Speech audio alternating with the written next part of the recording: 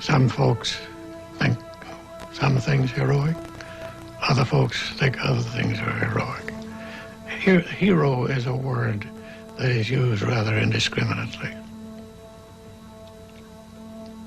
In your definition, That's right. what would a hero be?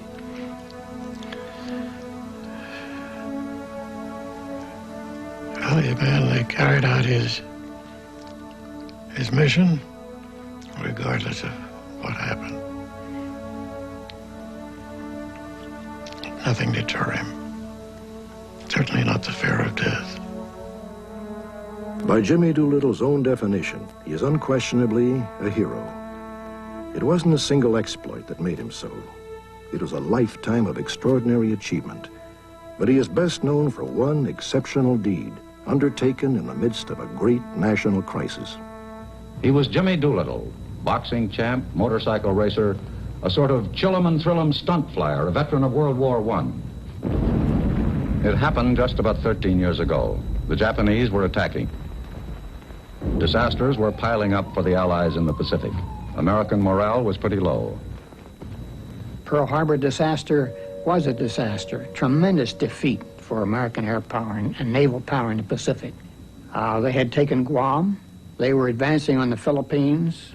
They had pushed the troops to Bataan, and then the Bataan was taken, and that left this small corps of people on Corregidor. It was nothing but bad news. Then someone had an idea. In those days, before intercontinental bombers, why not bomb Tokyo with B-25s from a carrier? The mission was approved. Doolittle first had to work out how the B-25 could achieve what had never been done before. And second, had to find 79 men to do it with him. I was sort of a romantic. I'd read books of Richard Halpern, swimming the Hellespont, wading in the pool at the Agra in India. And to me, the raid was a grand adventure. And we all knew the name as a speed flyer, you know.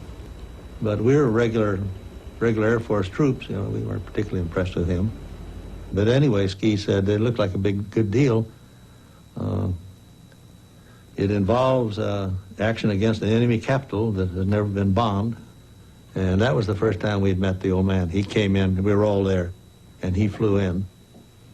And it took all of, 30 seconds. And you're sold. Mm-hmm. Yep, he is. Well, he was just, you were just his from then on, from that moment on. You men are here because you volunteered. You have been told it's a dangerous mission. I can't tell you any more than that now, but I want to emphasize the danger. The most important thing at the moment is secrecy. I don't want you to even tell your wives what you see down here. And if you think you've guessed where you're going, you're probably wrong, but don't even talk about your guess. If the slightest word about this mission gets around, you will endanger not only your own lives, but the lives of thousands of other men. You're going to do things with a B-25 you thought were impossible. Now, if any of you have any doubts, I'd like you to drop out right now. And I promise you that no one will ever think the worst of you. If you have wives or children or any other considerations that might get on your nerves in a crisis, it's perfectly all right. As a matter of fact, it's your duty to drop out. He said some of you are going to get killed. And he said, when he asked that question, how many of you are going to be willing to go? I thought, not me. He started in at the other end of the line, and I was clear down at the end. He asked every one of them. And all of them, maybe there's 25 or so, they said, I'll go. So I didn't want to be the only coward there. I said, I'll go. That's how I got in on it. On the President's order, the bitter taste of war was returned to Japan. We fashioned a daring scheme to have the Hornet launch a force of bombers and strike at Tokyo from the sea. All the volunteers for this secret and hazardous job had been specially trained by Colonel Jimmy Doolittle. Lashed to the flight deck, the 16 B-25s had a rough voyage. Hoping to reach a takeoff point 450 miles from Japan, but ready to start in event of discovery, the crews kept fit. Someone asked Colonel Doolittle what they should do if they are hit over the target and they have to bail out, or if they are damaged. And he said, I know what I would do. And somebody said, well, what is that? And he said, I'm going to bail my crew out, and I'm going to take this airplane and dive it into the best military target I can find. He said, I've lived a full life. The rest of you, the pilot of the airplane is in command. He will make the decision. Everything was going smooth, too smooth. And then the unexpected happened. Bad luck. 800 miles from Japan, we sighted a Jap patrol boat. A radio might give us away, so...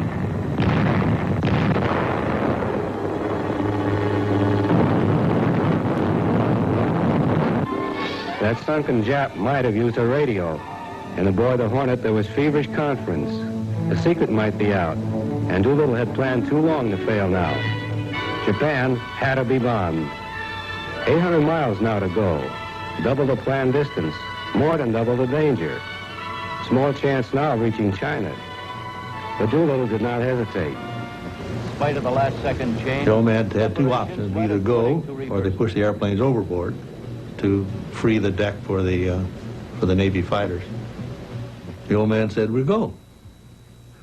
Well, and the fact he didn't say it to the group, he just cranked up his airplane and took off.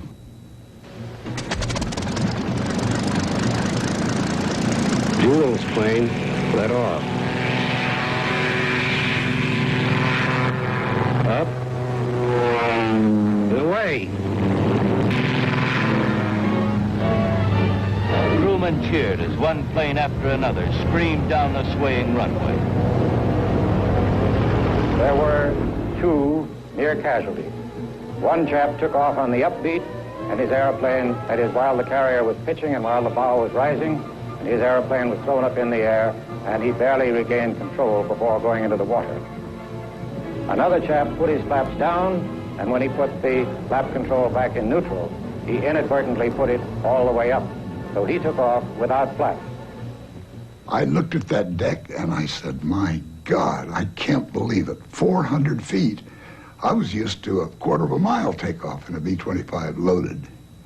And I looked at York and I said, how many of these did you do? And he said, I never did one. 80 men and 16 airplanes streaked toward Japan. Not 450 miles away as they had planned, but because they had been discovered 800 miles away. They flew on the deck towards the west.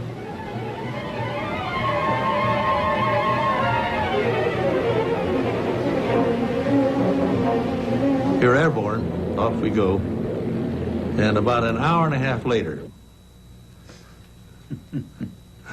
Corporal Maskey called on the intercom and said, sir, we don't have enough gas. And I said, that's right. Click, end of story. The strategy was to bomb and fire military targets only. No schools, hospitals, the Imperial Palace. I made the order that no one will bomb the Imperial Palace because I felt it would do little damage and it would sew the Japanese nation together better than any other thing that could happen to them.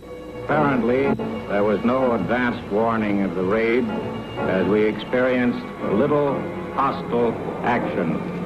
We approached the targets right on the treetops, pulled up to about 1,500 feet and dropped our bomb. 1,500 feet was the lowest altitude from which we could bomb without danger of damaging our own ships. We should like to have remained around to see exactly what had happened. This was impossible, as we were in a hurry. As the Raiders left Tokyo with a broad trail of flame and smoke in their wake, Japan tasted war. Emperor Hirohito, who ruled the Japanese by divine right, had guaranteed his people that Japan would never be attacked. But with a single daring strike, a handful of Americans made a mockery of his sacred pledge. Their mission accomplished, the Tokyo Raiders headed for the China coast, looking for safety, their fuel impossibly low.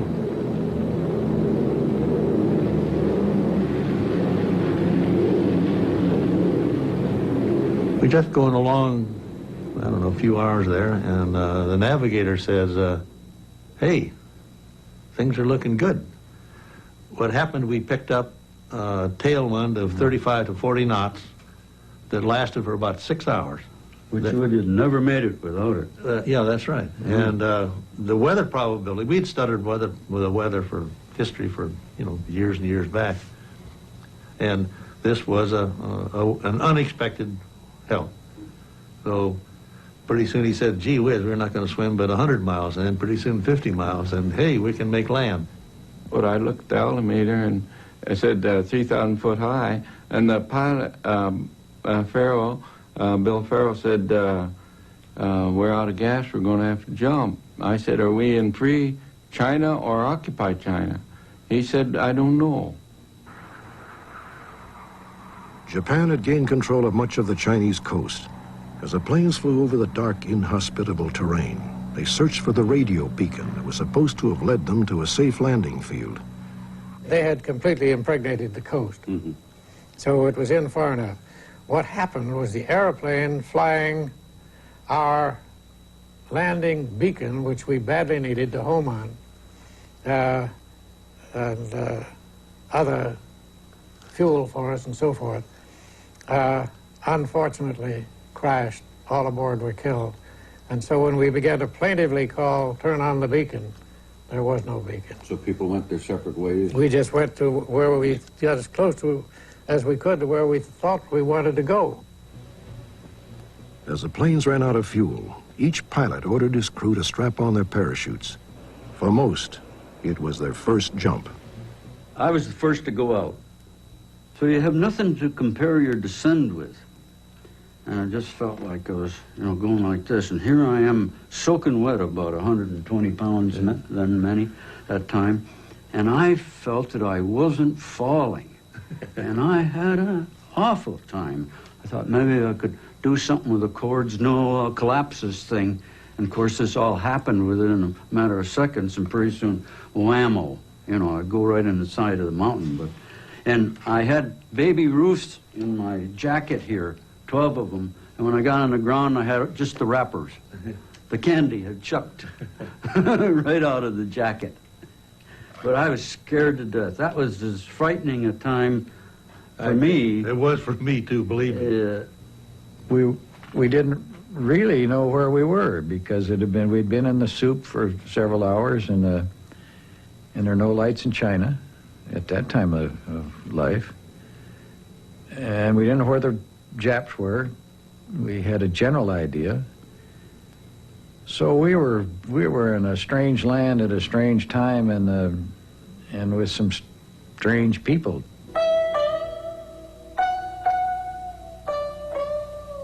Now, I started walking west, and then I met people. And they had told us on the ship, if you smile at a Jap, he may not smile back. If you smile at a Chinaman, he always will smile. So we grinned an awful lot. A man appeared in front of us with a weapon. So we assumed he was a Chinese guerrilla. But as we started to go by him, Mac was first. I was the pilot. I was the co-pilot. I was second, and the other members of the crew behind me.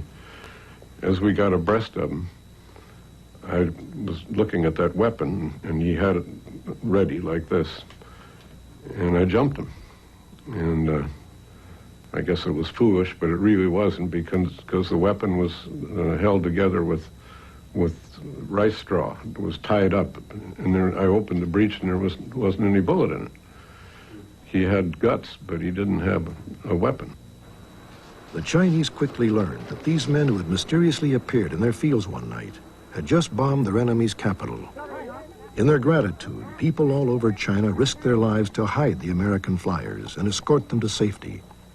The lucky ones were brought together in a mountain cave. One crew went to Russia. The gas consumption was excessive on their airplane, on both carburetors, both engines. So they had to make a difficult choice of either going there, which was the closest landmass, or ditching 300 miles or more out in the sea, shark-infested, enemy-dominated, high waves, winds. They couldn't survive. So they had to make that difficult command choice. One plane, against orders, went to Vladivostok, and they were kept until the war was almost over, and then were permitted to escape. And the humorous thing about this was that the Secretary of the Treasury, I believe it was Morgenthau, was it not? Mm-hmm.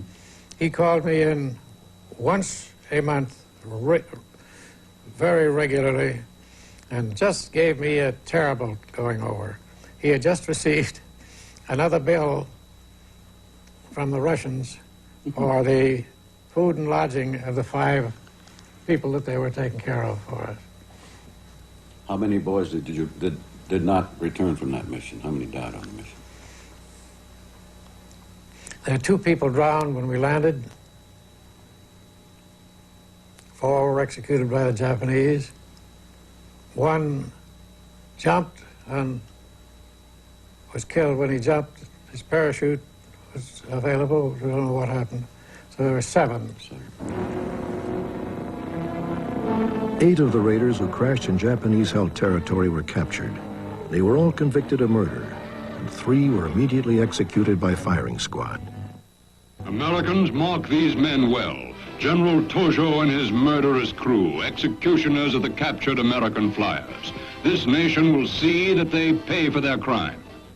That picture came out on Time magazine. My mother and my folks, my brother was there, and they were talking about it. They saw that picture, and my mother said, that looks like Jake. I wonder if it really is. And my brother said, that's him, and he's mad. And they'd taken us out in the front and taken our blindfolds off. And I don't think we even had leg cuffs on anymore, or handcuffs. And we were right out there. I don't know if we did. Maybe we had leg cuffs on. After they made that picture on the courthouse steps the next morning, then, when they moved us that time, they put the blindfold on us, leg cuffs and handcuffs, and moved us to the next town. You know, we spent the night at another town that night. Yeah.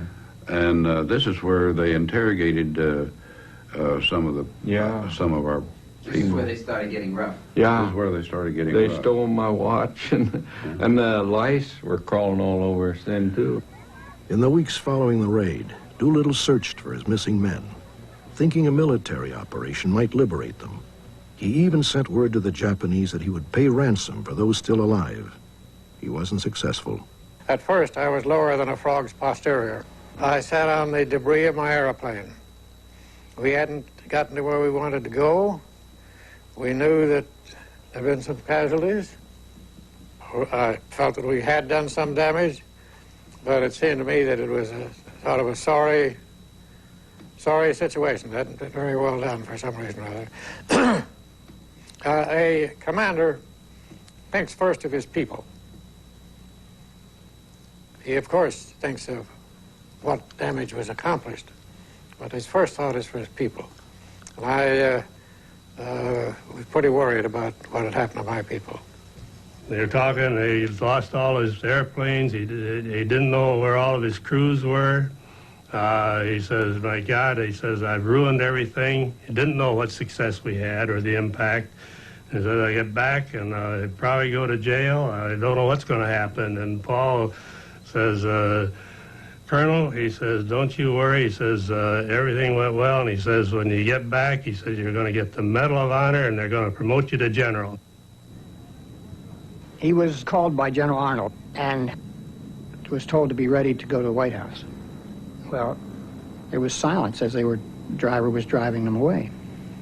And Jimmy said, where are we going? And General Arnold said, we're going to the White House, Jim. And he said, well, I don't like surprises. I don't want to, I'm not a very smart fellow and I'm liable to make some mistakes. Tell me what we're going to do there. And he said, we're going to give you the medal. The president's going to give you the Medal of Honor. For that first devastating aerial bombardment of Japan, Brigadier General James H. Doolittle receiving from President Roosevelt the Congressional Medal of Honor. Jim was surprised and he said, but General Arnold, I don't deserve the Medal of Honor. Americans know him best as just Well, after he got it from the president in the White House, he then said, "Thank you, Mr. President. I'll spend the rest of my life trying to earn it." I thought I'd done that. Would you now accept the suggestion that the Medal of Honor was not necessarily only for you, but for your whole outfit? And That was my thesis. I said every one of those chaps took exactly the same risk that I did. I didn't feel that I was entitled to the Medal of Honor any more than they, and if I did get the Medal of Honor, it was for all of us. The Japanese soon realized that the Americans who had attacked Tokyo were being protected, and they vented their fury on the Chinese people. Cities and villages were decimated, and 250,000 people lost their lives. Many of the raiders felt they should stay and help the Chinese fight back. But Washington had other ideas. The surviving raiders were flown out of China and sent to new battlefields around the world. Doolittle was sent to North Africa, where he was given the job of assembling and commanding a new U.S. Air Force. And in the process, he was promoted 2 ranks to brigadier general. As the war progressed, Doolittle continued to unleash daring strikes that caught the enemy off guard, always risking the smallest possible number of American aviators and airplanes. In 1944, he was given command of the 8th Air Force in England, the largest single air force ever assembled. Its objective was to destroy Germany's ability to fight. Then in mission after mission, Doolittle's innovative strategies paid off in the complete destruction of the German Luftwaffe.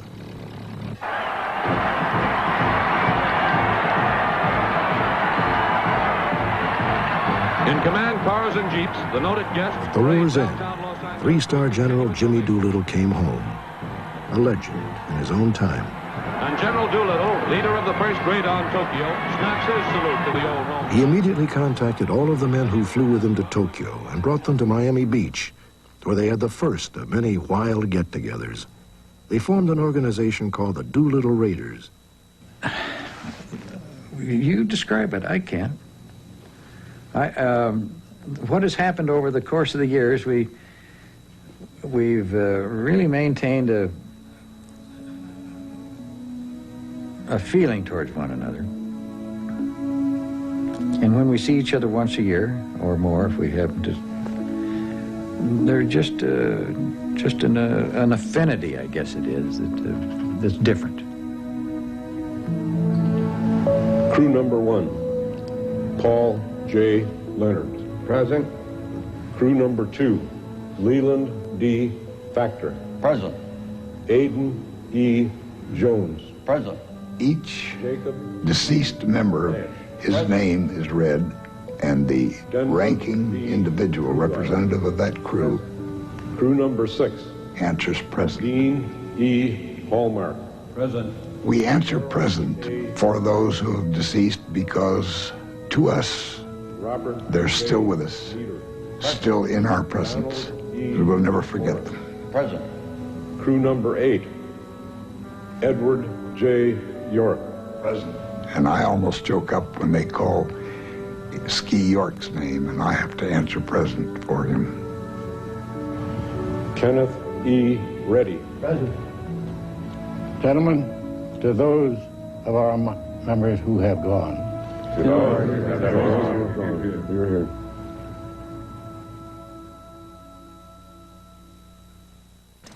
Long before the Tokyo Raid, in fact, long before World War II, a little boy named Jimmy Doolittle came down with an incurable case of flying fever.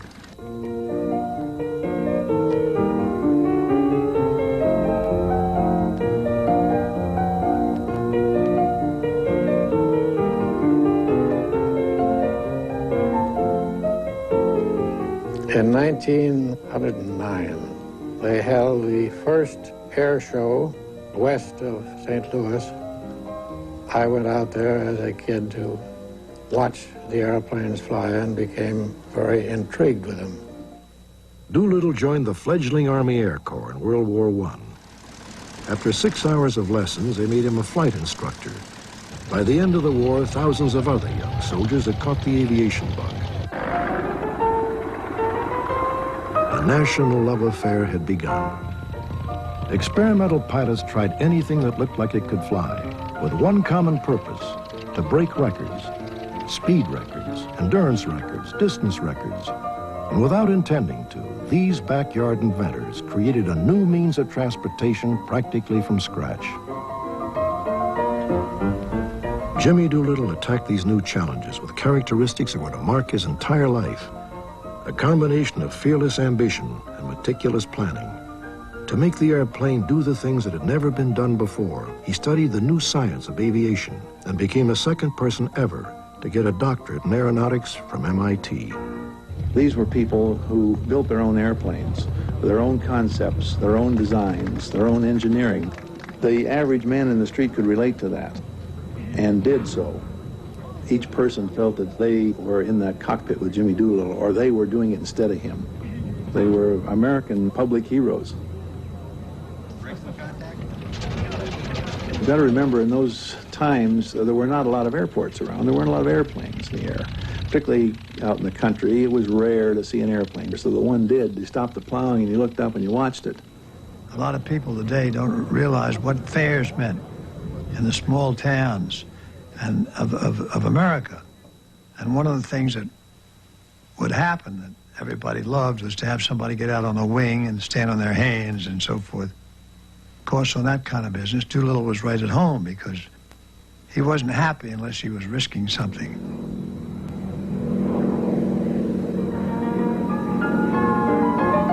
There's no doubt that he was a daredevil. He risked his neck doing acrobatics, doing crazy stunts, like riding between the wheels of an airplane when Mr. DeMille was making a film. America was thrilled by the exploits of Doolittle and the other daredevils, who seemed immune to fear, who laughed at danger, who tried anything and everything, whatever the risk.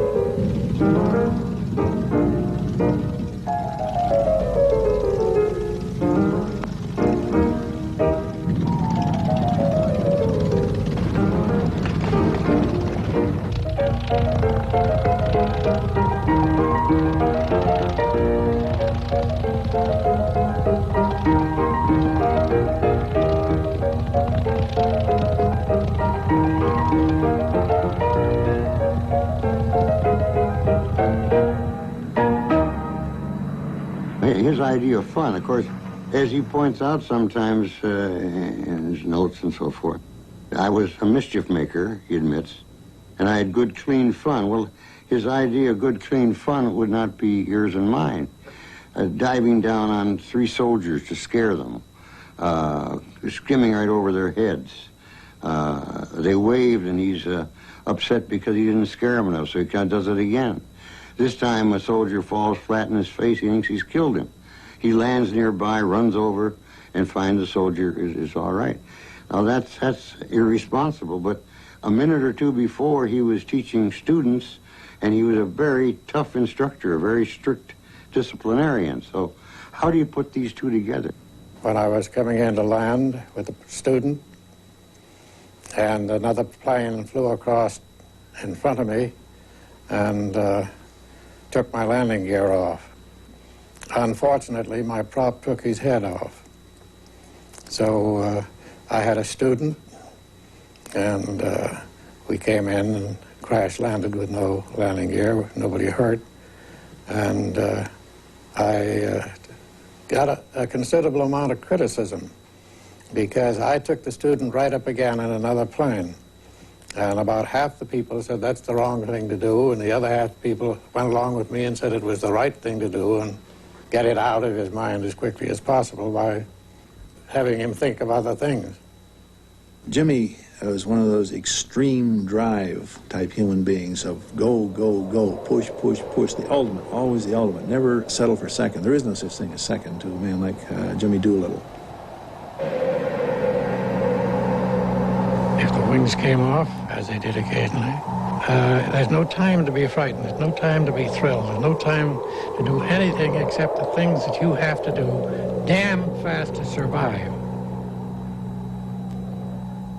They humorously called me the master of the calculated risk because I calculated each risk in order to determine what it was and minimize the likelihood of destruction.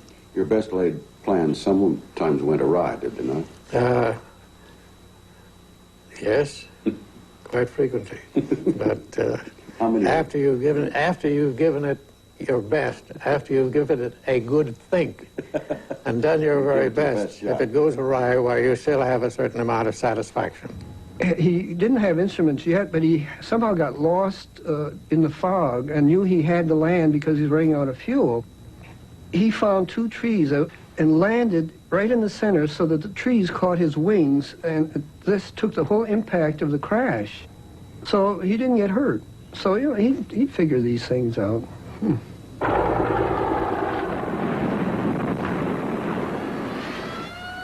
How many airplanes you figure you busted up in your life? I've saved my life 3 times by jumping in a chute. I've landed wrecked airplanes 3 times and got bunged up, but not badly. Without a doubt, the most daring man in the whole aviation world, falling more than 2 miles. Getting out of dangerous situations alive was Jimmy Doolittle's racing trademark. But there was one race and one particular airplane that tested Doolittle the flyer, Doolittle the Daredevil, and Doolittle the aeronautical engineer to the very limit. The year was 1932. There's Mary Pickford. We're happy to have her. Did you ever see pictures of the stands at Cleveland? Unbelievable. They were huge. People were everywhere, in trees. That place was jammed. Little communities would set up their own little grandstands and have a picnic.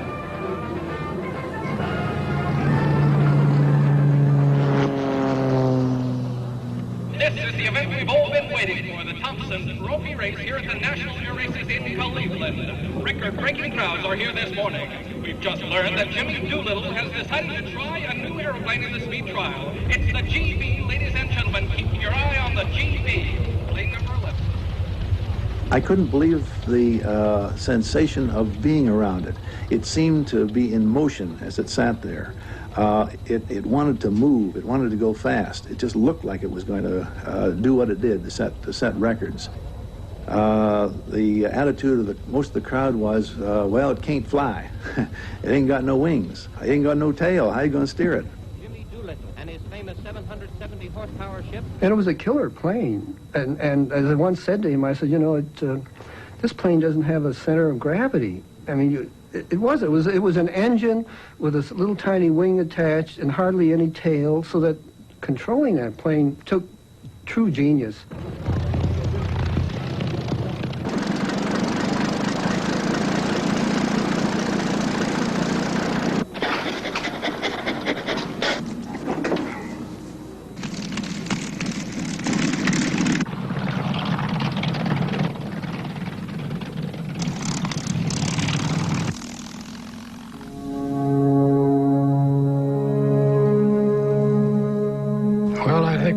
Attitude was that there was a certain amount of hazard there, considerable amount of hazard. And they didn't want there to be a crash. But if there was a crash, they wanted to see it.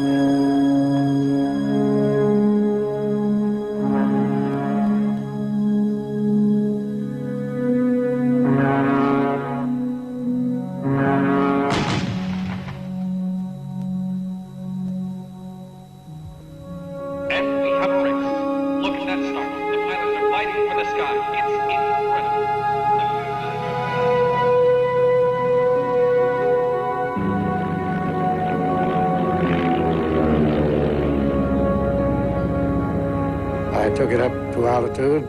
It went into a double snap roll. And at what altitude? I realized that it had to be handled with silk gloves. And I did. I handled it very carefully. At what altitude did this thing suddenly double snap roll? That was probably 3,000 feet. Why did you get in that airplane? Why did you fly that thing? It was the fastest airplane in the world at the time.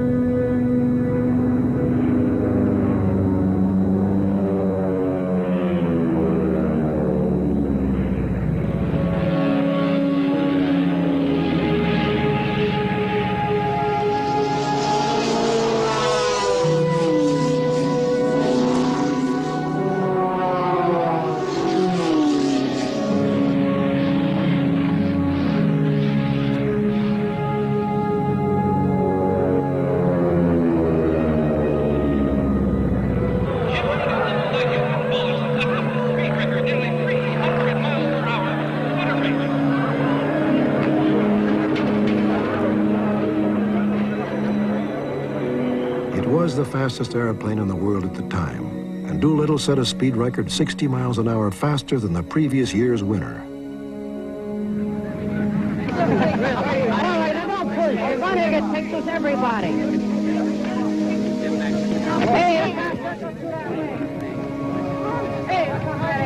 Well, this is the path in use.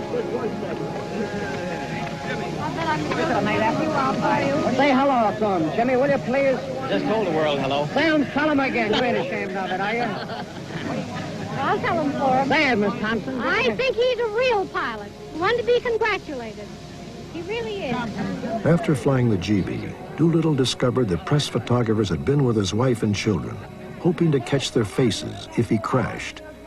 He asked himself if aviation was being served or damaged by the spectacle of danger, and he decided it was time to quit racing. But the GB still fascinated other speed flyers. After I finished with it, two people flew it, and one chap flew it to as far as Indianapolis, and landed in Indianapolis for fuel, turned in his suit. And the chap that owned it was there to see what his reactions were, and the chap that owned it killed himself on the takeoff.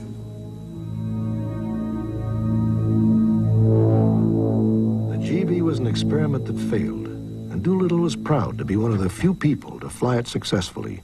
But of all his accomplishments in those early years, and even afterward, what he is most proud of is an experiment he participated in back in 1929, an experiment that changed the very nature of aviation. Things that he has accomplished in developing this thing of aviation. I mean, he's the first man ever to make a flight completely on instruments. This means takeoff, flight to certain places, and landing completely on instruments. This had never been done before. Anyone who got into clouds eventually would have vertigo, not know which way was up, and they would spin in and kill themselves. It was one of the great barriers to reliable air transportation. And Jimmy was the one who proved that you could fly entirely blind. He practically designed the instruments that were used. He said he went to different companies and said, I want this kind of an instrument working with this kind, so that you would have an artificial horizon and you would have some idea of how you were turning, even if you couldn't see anything. And so it was a two-place aircraft, and it was given an extra size wing, so it was very stable. There was another pilot involved who could see at all times. And they had a hood over Jimmy's cockpit. Then the problem was they were waiting for fog. Well, about 6 o'clock one morning, my mechanic awakened me and said, the fog we've been waiting for is in. You can hardly see your hand in front of your face. So we pulled out the airplane, and I took off and made the first flight in a real 00 fog. About that time, word had gotten to Harry Guggenheim. He said, like to see a blonde flight. I said, well, I'll make this one without Ben. He said, no, he said, you put Ben in there because there may be some airplanes around. And so Ben Kelsey rode in the front of the airplane and with his hands up, And I closed the hood and took off and landed with Ben Kelsey with his hands showing. The only thing I could see was my instrumentation, my instrument board. And it was lighted up electrically, little electric light, so I could see it.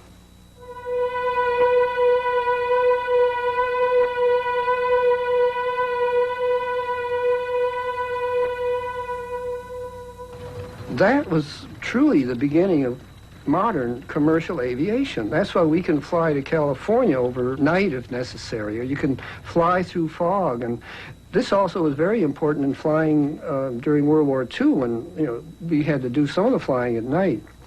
So this beginning of the whole, I think, the American aviation industry. They still use somewhat the same instruments, even in jet planes. There is nothing Jimmy Doolittle loved doing more than flying airplanes, and he continued to fly long after World War II. Eventually, he felt it was time to give up the pilot's seat. I think if you're going to fly on bright, sunshiny days and not go anyplace, you can fly till you're roughly 100. But if you want to fly anything, any place, any time, it has to be more a vocation than an avocation. And I was too busy to maintain that degree of competence, so I quit altogether.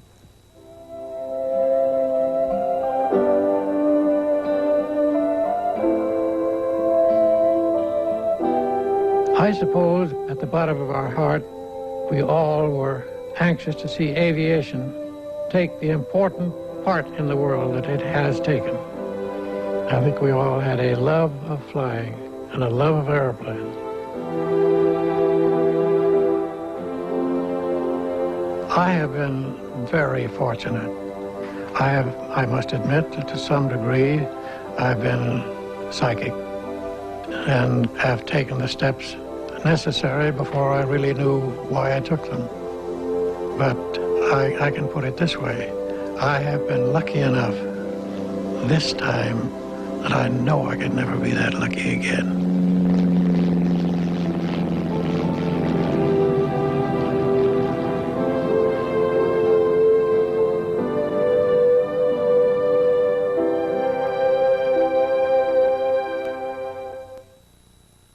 Jimmy Doolittle said, "I have a very simple philosophy of life.